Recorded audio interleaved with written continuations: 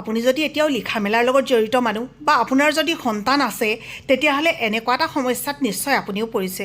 আচলতে মই ক'ব খুজিছোঁ, যেতিয়া কাপোৰত চিয়াঁহীৰ দাগ লাগে, কোনোবা এটা ইউনিফৰ্ম হওক, আপোনাৰ ব্লাউজ হওক কাপোৰত বা অন্যান্য কাপোৰত যদি আঠা লাগে, চেকা লাগে, পিন্ধিবলৈও ভাল নালাগে আৰু পেলাইও দিব নোৱাৰি। এদিনাখন মোৰ লগৰ এজনীয়ে কৈছিলে, এইটো ট্ৰাই কৰি চাবিচোন। সঁচাকৈ আজি চালোঁ, চাওকচোন চব চেকা গুচি গ'ল। দাম বেছি নহয়, কিন্তু 1000 টকীয়া এটা কাম কৰি দিলে। আহকচোন ট্ৰাই কৰি দেখুৱাওঁ। ৰঙা চিয়াঁহী দাগ লাগিলে এইখিনি এৰুৱাবৰ কাৰণে কেতিয়াবা ইমান বেছি প্ৰব্লেম হয়, কেতিয়াবা ধুলেও নাযায়। আৰু যিবিলাক ষ্টুডেণ্ট আছে সিহঁততো আৰু ক'বই নালাগে, মাকবিলাকৰ চাগে বহুত বেছি খং উঠে। অকণমান লগাই দিছোঁ চাব দেই। অ'কে, মানে চাবোন দি পেলাই যিমানে খচিলেও কিয় নাজানো দেই, চিয়াঁহী দাগটো পটকৈ নাযায়। এইফালে দেখিছে নহয়, চাওক ৰঙা চিয়াঁহী দাগ আছিলে।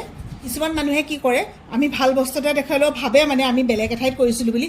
এইখিনিতে ফুটাকেইটা তেতিয়াও আছিলে, চাওকচোন দেখিছে, এই ফুটাকেইটা তাৰ ওচৰতে মই কৰিছিলোঁ, একদম প্ৰমাণ সহকাৰে আকৌ দেখুৱাই দিলোঁ। চাওক আমাৰ বাবলুৰ এইটো খুব মৰমৰ পেণ্ট।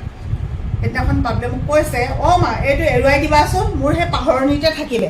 আজি ভাবিছোঁ এই আঠাটো এৰুৱাই দিওঁ, কিহৰ চেকা লাগিলে নাজানো। তাতে নতুন কাপোৰ এটাত দাগ লাগিলে মনটোও বেয়া লাগে আৰু মানে পিন্ধিবলৈও মন নাযায়। মই কিন্তু চিয়াঁহীৰ দাগ এৰুৱাইছোঁ, আজিলৈকে মই চেকা এৰুৱা নাছিলোঁ। ইয়াও চা বাবলু কি ধুনীয়া হৈ গ'ল চা, একদম 1 মিনিট লগা নাই বুলি কৈছোঁ। আপোনালোকে বিশ্বাস নকৰিব পাৰে, যিবিলাক কালাৰিং কাপোৰ সেইবিলাকত আকৌ কিছুমানে ভাবিব চেকাটোৰ লগতে কালাৰটো যাবগৈ নেকি। কালাৰটো নাযায়। চেকাটো এৰুৱাৰ পিছত কিন্তু আপোনালোকে ধুই দিব দেই।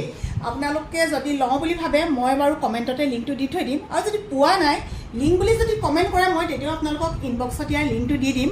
কিন্তু এটা কথা দেই, ইনষ্টাগ্ৰামত বহুতে লিংক বুলি কমেণ্ট কৰে, কিন্তু প্ৰাইভেট হৈ থাকে একাউণ্টটো, যাৰ কাৰণে মই লিংক দিব নোৱাৰোঁ।